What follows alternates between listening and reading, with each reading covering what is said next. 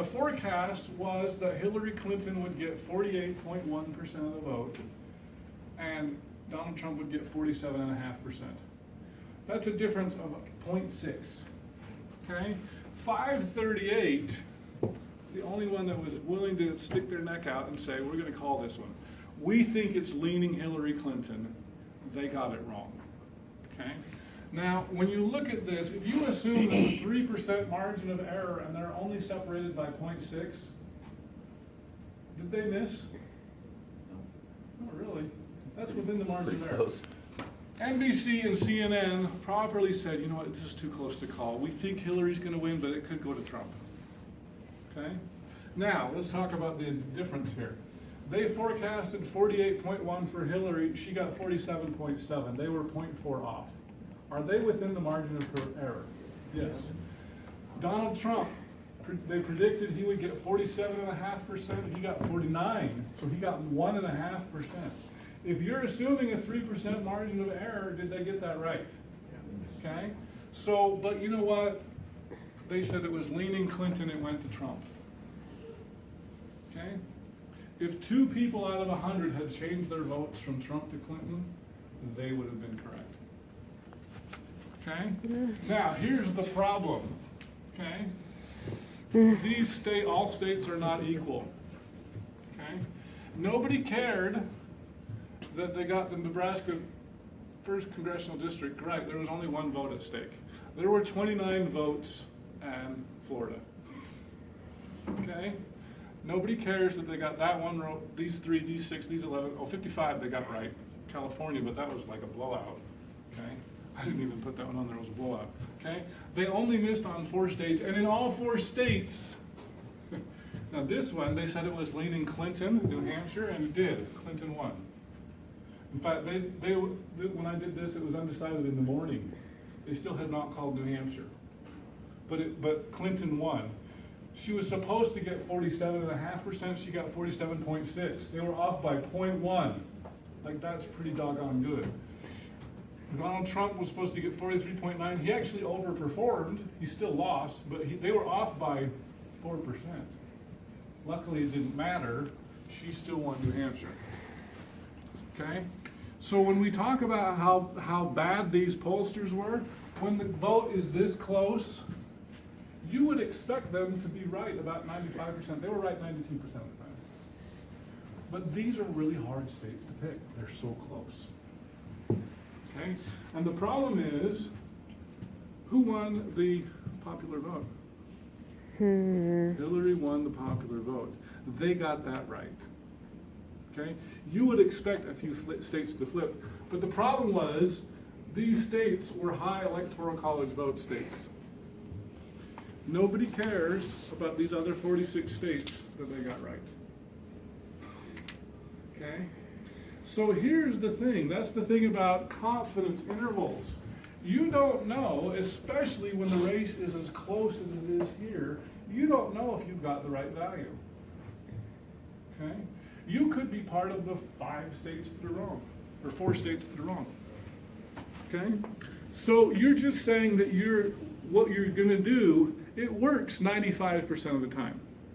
Now, if you were to get 95% on my test, would you call that a good score?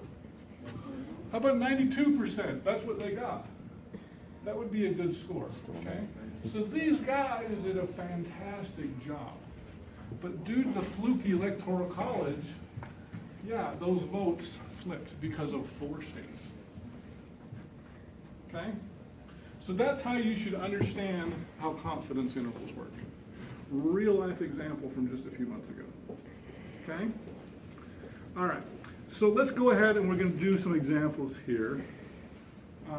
And you can see, even in mine, I was only wrong 3 times. That was lucky. I'm usually wrong more than that. But this worked 97% of the time.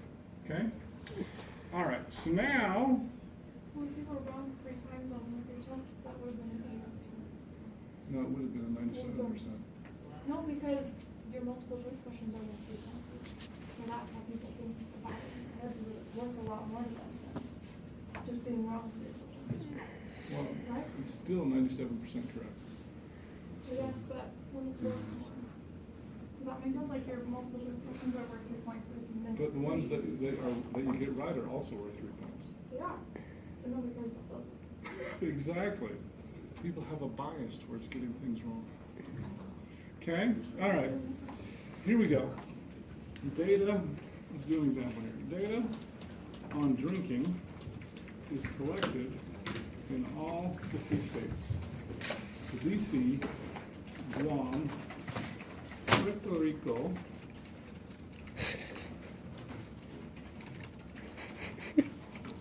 $279 of 2166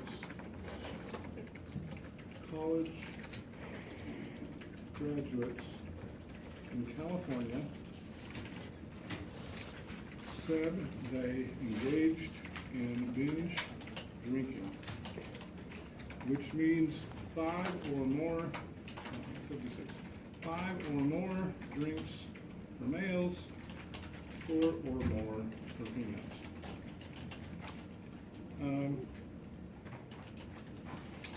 Find a, so we'll go with a 90% confidence interval for the true proportion of binge drinkers. Okay?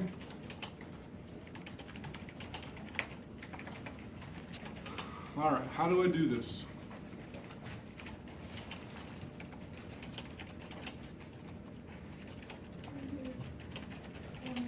Which equation am I using?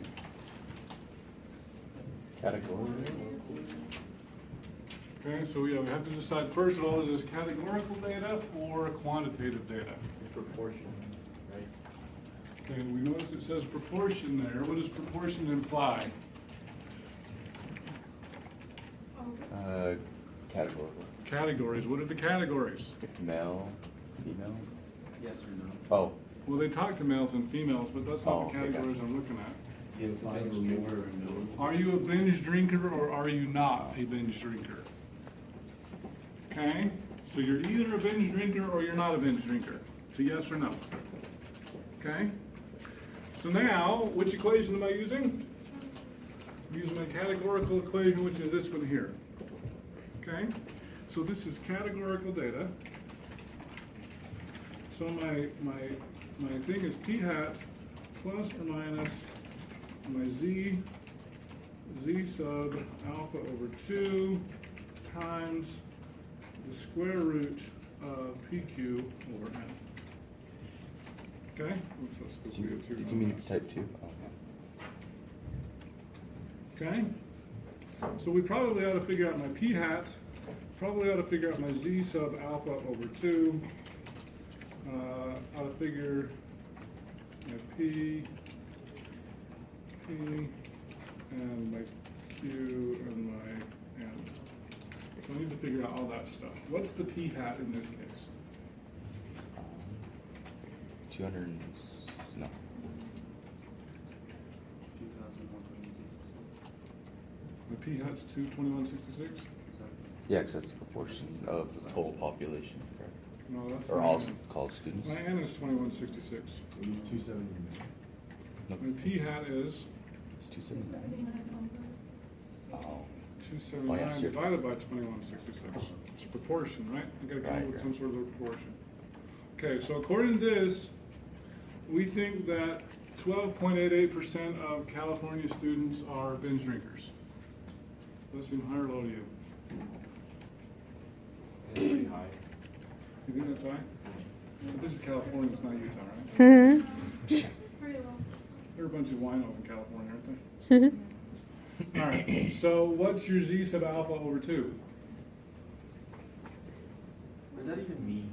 It's What the, does what even mean? Z sub alpha over 2? it's Okay, the, so I want a, let's see, it said I want a 90% Point of the- confidence interval, right? I want 90% to be between these two values, right?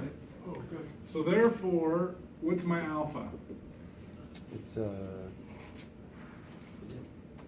It's 10%, 0.10. Okay, which means It'd be I've 5% got on half each of my side. alpha here, and I've got half of my alpha over here, It'd be right? 0.5 on each side. So what I'm trying to do is I'm trying to convert this to a z-score. What's the mean of a distribution? 0. 0. So I need to figure out my critical value, which is z sub alpha over 2.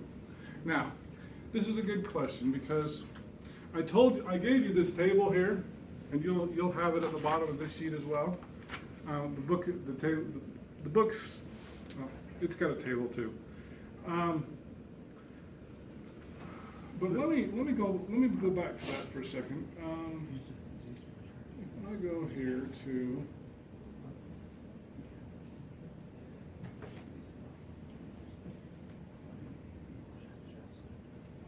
okay, so this is the table that I'm going to give you for your test. What if, just for fun, you know what, we're going to do this. What if I wanted to do a 75% confidence interval? Okay, that's not on my table here. Okay, if I wanted to do a 75% confidence interval, what's my alpha? 75. 0.25, right? 100 minus that, right? 0.25.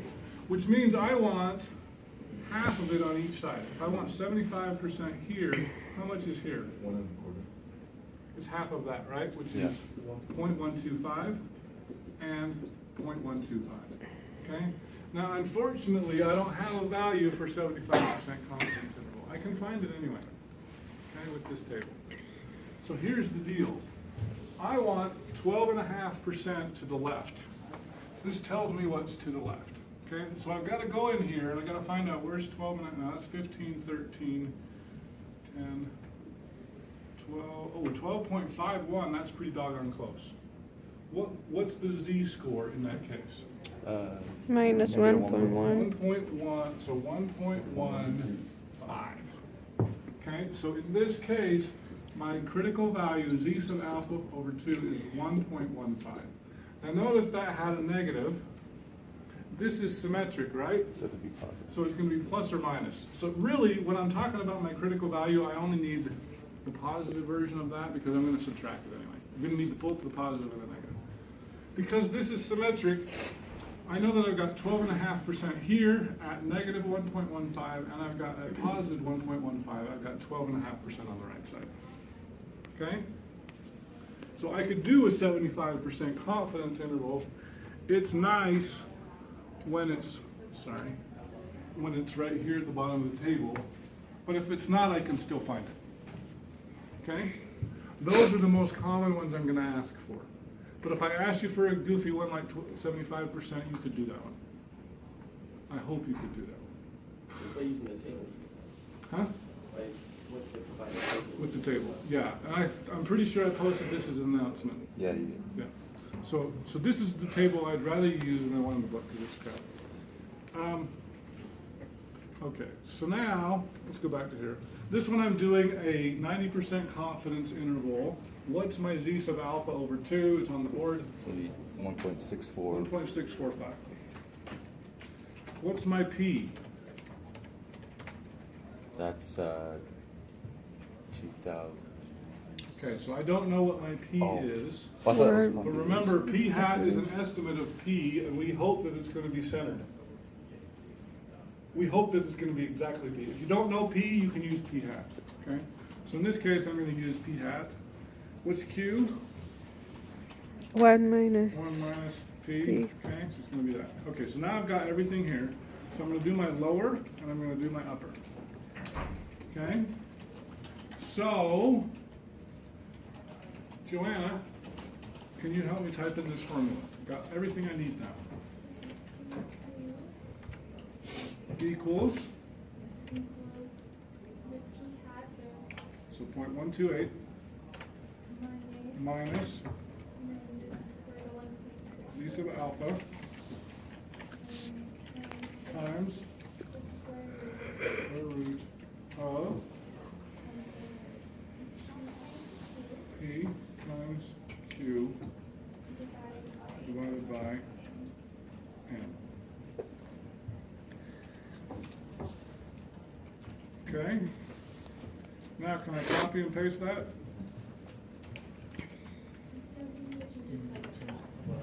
Not the way I copied it, it didn't work. There is a way to copy and paste it though. Do you remember how to do that? You copied the actual question. Copy the formula bar up here. Control C to copy. Control V to paste. I should get the exact same answer. What's the only thing I need to change? The one needs to be negative, or no, Change this minus here to a plus. plus, yeah. Okay? Now, Riker is going to interpret that for me. So that would mean that we are 90% confident that the mean, right? Yep. We're The, not dealing with means. not the mean. Not True proportion. proportion of binge drink.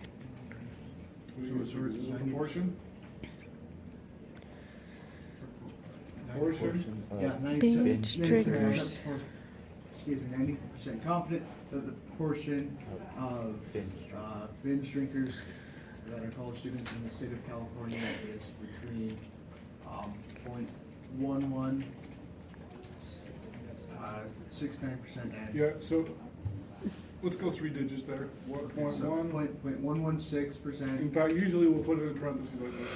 0.117 and And 0.14. 0.141. Go one more digit and no. Okay. Okay, does that make sense? Now, let me ask you a question. What if I told you that Utah binge drinking in Utah is 8%? Is there a significant difference between Utah and California?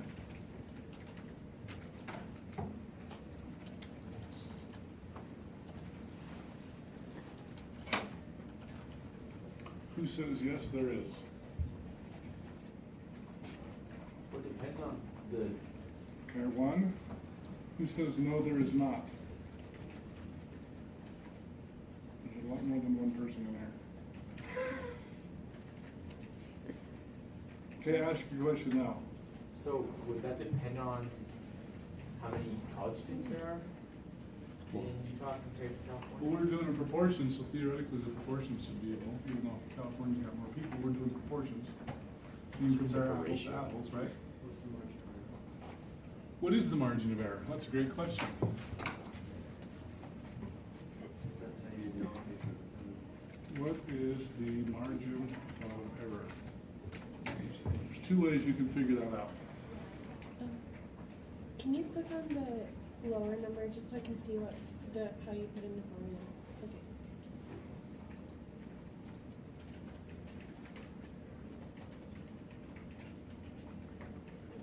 Are they not taking this out? We need to leave. Is there anybody out there waiting? Are you guys waiting to get in? I think we gotta go. Okay, real quickly. There is a significant difference, okay? 8% is not within that number, right? No, it's not That's even- significant. What if I told you that binge drinking in Utah was 13%? Would there be a difference? No. No, 'cause it fit Because right in there. 13% is within my margin of average, error in yeah. California. Other- Okay?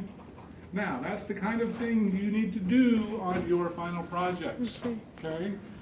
Does the national average fit within your margin of error? Now, your margin of error, as I mentioned earlier, you can figure it out this way, or I could also take the upper minus the lower and take that number and divide by 2. My margin of error is 1.1%. Okay? I'll save this, we need to go upstairs and take our quiz.